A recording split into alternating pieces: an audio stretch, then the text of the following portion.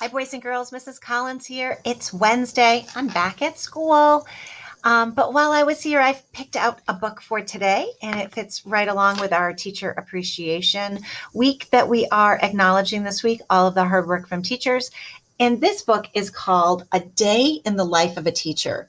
And I bet it's a little different than our teachers' lives right now, but I'm going to share with you what it's like to be a teacher.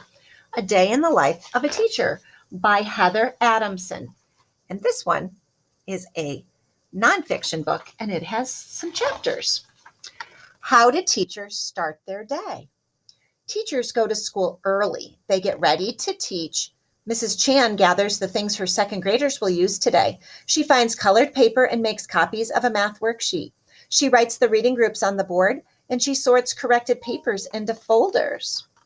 And the fun fact is that most schools in the United States meet 180 days each year. Schools in some countries meet for 240 days each year.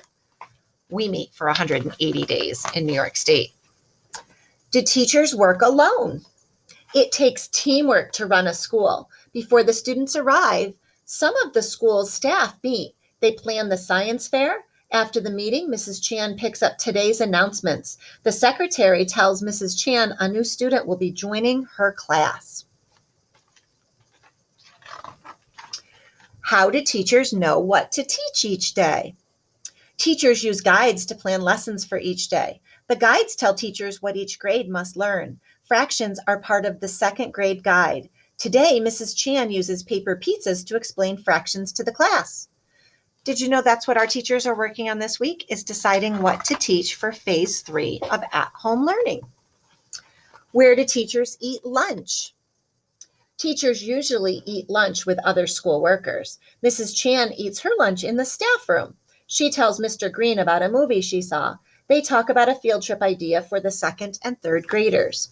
And the fun fact here is the tradition of bringing apples to teachers may be related to fall. The school year always began after the fall harvest when apples were ripe. What do teachers read?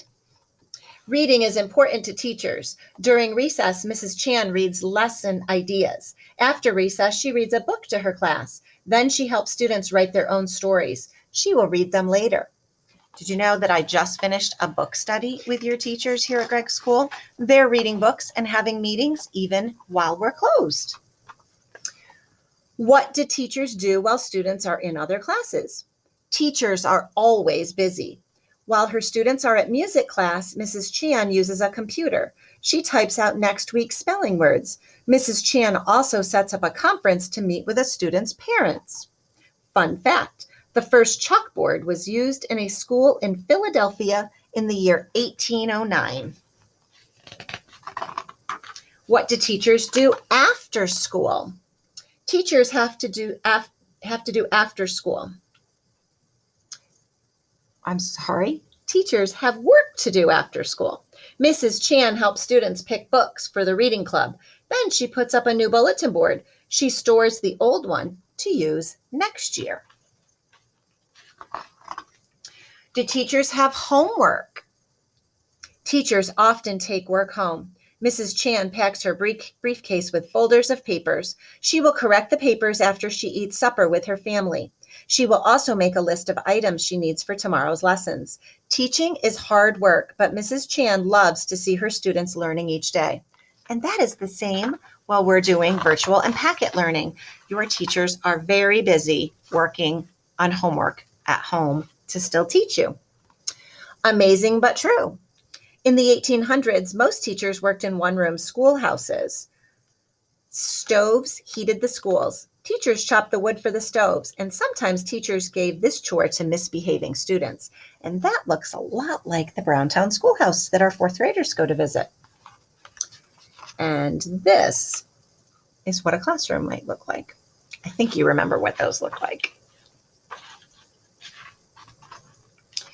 And there's our glossary of words and more places to read more about the day in the life of a teacher.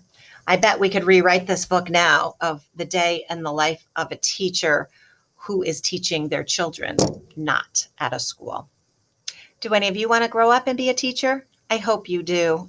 When I was young, I wanted to grow up and be a teacher, and I did. That's it for today, boys and girls. I hope you're doing well. I hope you're following all the rules at your house and working hard and doing your work and still reading and helping out around the house and getting some exercise and just being well. It's tough times, I know, but stay positive. I miss you, Greg Gators. Bye.